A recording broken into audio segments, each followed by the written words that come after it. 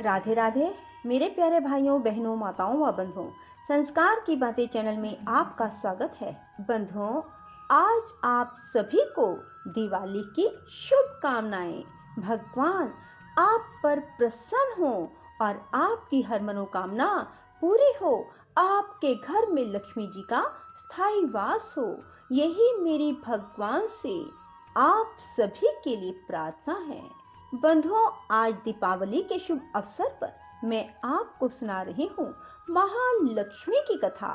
बंधुओं, दीपावली के दिन महालक्ष्मी की कथा को जो मनुष्य भी सुनेंगे उनके घर में लक्ष्मी जी का स्थायी वास होगा। बंधुओं, पूर्ण विश्वास सच्ची निष्ठा के साथ ही दीपावली के दिन महालक्ष्मी की इस कथा को सुने।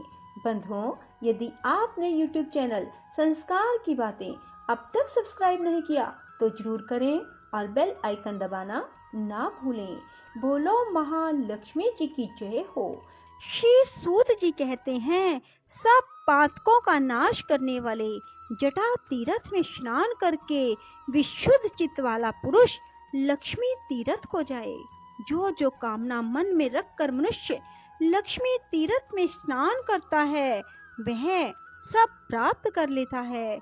लक्ष्मी तीर्थ बड़ा भारी दरिद्रता की शांति करने वाला, महान धन धान्य की समृद्धि देने वाला, बड़े बड़े दुखों का नाश करने वाला, महान वैभव को बढ़ाने वाला है। वह स्वर्ग और मोक्ष देने वाला, महान ऋण से छुटकारा दिलाने वाला, श्रेष्ठ पुत्र प्रदान करने वाला है। ब्राह्मणों, इस प्रकार यह लक्ष्मी तीर्थ का महात्म बतलाया गया है। इस तीर्थ में स्नान करने के बाद अग्नि तीर्थ को जाए, वह महापुण्य में और महापातकों का विनाशक है।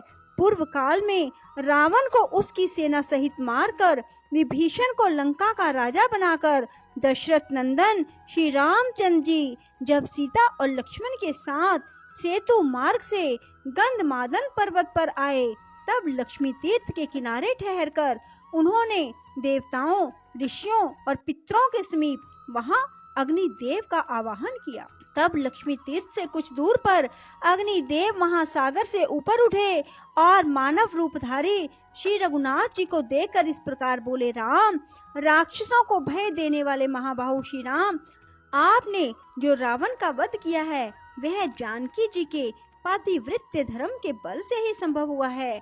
यह बात सत्य है, सत्य है, सत्य है। ये साक्षात जगन माता लक्ष्मी है। इन्होंने लीला के लिए मानव शरीर धारण किया। जब आप देव शरीर में स्थित होते हैं तब ये भी दिव्य देह से आपकी सेवा करती हैं। आपने मानव शरीर धारण किया है, इसलिए ये भी मानव कन्या के रूप में प्रकट हुई हैं। आप भगवान विष्णु के शरीर के अनुरूप ही ये भी शरीर धारण कर लेती हैं। जगत स्वामिन देवादिदेव जनार्दन, आप जब जब अवतार धारण करते हैं तब तब ये आपकी सहायिका होती हैं। जब आप भृगुनंदन परशुराम के रूप में अवतीर्ण हुए थे तब ये धरणी नाम से प्रकट हुई थी।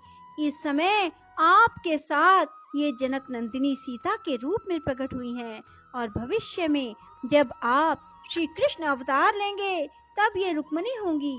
इसी प्रकार अन्य अन्य अवतारों में भी ये आपकी सहायिका होती हैं। अतः रघुनंदन, आप मेरे कहने से इन्हें आदर पूर्वक ग्रहण करें। अग्नि का यह वचन सुनकर देवताओं और महर्षियों ने दशरथ नंदन श्री राम और जनक नंदिनी सीता की बार बार प्रशंसा की। श्री रामचंद्र जी ने अग्नि के साक्षी देने से परम निर्मल सती साध्वी सीता को ग्रहण किया। जिस स्थान पर अग्निदेव प्रकट हुए उसी को अग्नि तीर्थ समझो। अग्नि के प्रकट होने से ही उसका नाम अग्नि तीर्थ हुआ। उस मोक्षदायक तीर्थ में भक्ति पूर्वक स्नान करके मनुष्य उपवास पूर्वक वेद वेता ब्राह्मणों को भोजन कराए, उन्हें वस्त्र और धन दे। ऐसा करने से वह सब पापों से मुक्त हो भगवान विष्णु का सायुज्य प्राप्त कर लेता है। पूर्व काल की बात है, पाटलिपुत्र में पशुमान नामक एक वैश्य रहते थे। वे सदा धर्म में तत्पर और ब्राह्मणों की सेवा में संलग्न रहा करते थे। सदा कृषि और गौ रक्षा करते हुए पशुमान बाजार की गलियों में धर्मतः सुवर्ण आदि का विक्रय किया करते थे। उनकी 3 स्त्रियां थी जो सदा पति की सेवा में लगी रहती थी। उन तीनों स्त्रियों से सुपन्य आदि 8 पुत्र उत्पन्न हुए। वे जब 5 वर्ष के हो गए तब उन्हें कर्तव्य की शिक्षा दी जाने लगी। वे धीरे धीरे खेती, गोरक्षा और व्यापार का काम भली भांति सीख गए। सुपन्य आदि 7 पुत्र पिता की बात सुनते और पशुमान जो कहते उस कार्य को तत्काल पूरा करते। उन्होंने सोने के कारोबार में भी अत्यंत कुशलता प्राप्त कर ली, किंतु वैश्य का 8वां पुत्र दुष्पन्य बचपन से ही खोटे मार्ग पर चलने लगा। वह पिता की बात नहीं सुनता था।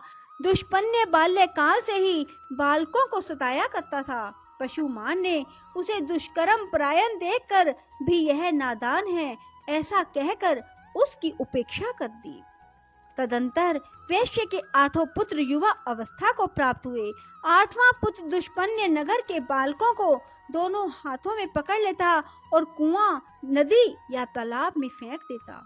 उसके इस दुष्ट चरित्र को कोई नहीं जानता था। जल में उनका शव देखकर लोग उनका संस्कार करते थे।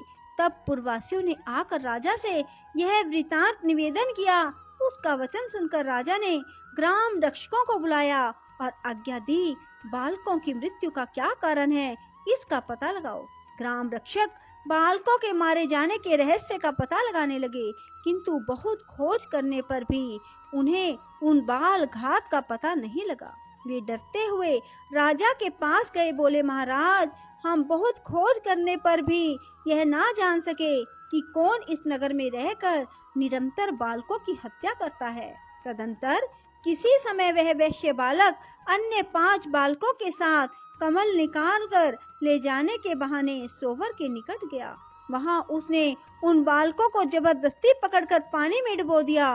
वे बालक चीखते चिल्लाते रहे तो भी उस क्रूर आत्मा ने उन्हें कंठ तक पानी में ले जाकर डुबो दिया। उन सब को मरा हुआ जानकर दुष्पन्य शीघ्र अपने घर को चला गया। उन 5 बालकों के पिता अपने पुत्रों को नगर में ढूंढने लगे। वे 5 बालक अधिक छोटे नहीं थे। पानी में डाल देने पर भी वे मर ना सके। धीरे धीरे सरोवर के किनारे आ गए और वहीं घूमते रहे। इतने में ही अपने बंधुओं द्वारा नाम ले लेकर पुकारने की आवाज उन्हें दूर से सुनाई दी। तब उन्होंने भी जोर से बोलकर उत्तर दिया। बालकों की आवाज सुनकर उनके पिता सरोवर के तट पर गए। वहां उन्हें जीवित देखकर उन सब को बड़ा हर्ष हुआ। फिर पिता ने पूछा, तुम्हारी दशा क्यों हुई? तब बालकों ने दुष्पन्य के उस दुष्कर्म का वृतांत अपने बंधुओं को कह सुनाया। यह बात जाकर पूर्ववासियों ने राजा को इसकी सूचना दी। राजा ने पशुमान को बुलाकर कहा, पशुमान, यह नगर बहुत से बालकों से भरा पूरा रहा है, किंतु तुम्हारे दुरात्मा पुत्र ने इसे प्राय सूना कर दिया। अभी अभी इन बालकों को उसने जल में डुबो दिया था, परंतु दैव योग से जीवित निकल आए। बताओ इस समय क्या करना चाहिए? मैं तुम्ही से पूछता हूँ, क्योंकि तुम सदा धर्म में तत्पर रहते हो। राजा के ऐसा कहने पर धर्मज्ञ पशुमान ने कहा, राजन, जिसने सारे नगर को सूना कर दिया वह वध के योग्य है। इस विषय में कुछ पूछने की बात नहीं। यह अत्यंत पाप आत्मा मेरा पुत्र नहीं, शत्रु ही है, जिसने इस नगर को बालकों से खाली कर दिया। उस दुष्ट के उद्धार का मुझे कोई उपाय नहीं दिखाई देता। मैं सच कहता हूँ, इस दुष्ट आत्मा को प्राण दंड दिया जाए। पशुमान का यह वचन सुनकर समस्त पूर्ववासी पशुमान की प्रशंसा करते हुए राजा से बोले, महाराज, इस दुष्ट को मारा ना जाए, अपितु चुपचाप नगर से निकाल दिया जाए। तब राजा ने दुष्पुण्य को बुलाकर कहा, ओ दुष्ट आत्मन, तू शीघ्र हमारे राज्य से बाहर चला जा। यदि यहाँ रहेगा तो मैं तेरा वध कर डालूंगा। इस प्रकार डांट कर बताकर राजा ने दूतों द्वारा उसे नगर से निर्वासित कर दिया। तदंतर दुष्पुण्य भयभीत हो उस देश को छोड़कर मुनि मंडली से युक्त वन में चला गया। वहां जाकर भी उसने एक मुनि के बालक को जल में डुबो दिया। कुछ बालक खेलने के लिए गए हुए थे। उन्होंने इस बालक को मरा हुआ देख अत्यंत दुखी हो उसके पिता से यह समाचार कहा। तब उक्त शवा ने बालकों से अपने पुत्र के मारे जाने का समाचार सुनकर तप के प्रभाव से दुष्पुण्य के चरित्र को जान लिया और उसे शाप देते हुए कहा, अरे, तूने मेरे पुत्र को पानी में फेंक कर मार डाला है, इसलिए तेरी मृत्यु भी जल में ही डूबने से होगी। मरने के बाद तू दीर्घ काल तक पिशाच बना रहेगा। यह शाप सुनकर दुष्पुण्य को बड़ा दुख हुआ। वह उस वन को छोड़कर सिंह आदि क्रूर जंतुओं से युक्त दूसरे भयंकर वन में चला गया। वहां बड़े जोर की वर्षा और आंधी चलने लगी। दुष्पुण्य ने देखा एक मरे हुए हाथी का सूखा कंकाल पड़ा है। उस समय आंधी और प्रचंड वर्षा के कष्ट को ना सह सकने के कारण वह उस हाथी के पेट की गुफा में घुस गया। फिर बड़ी भारी वर्षा हुई।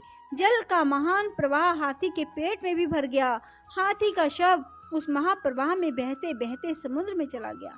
दुष्पुण्य उस जल में डूबकर क्षण भर में प्राणहीन हो गया। मृत्यु के बाद उसे पिशाच की योनि मिली।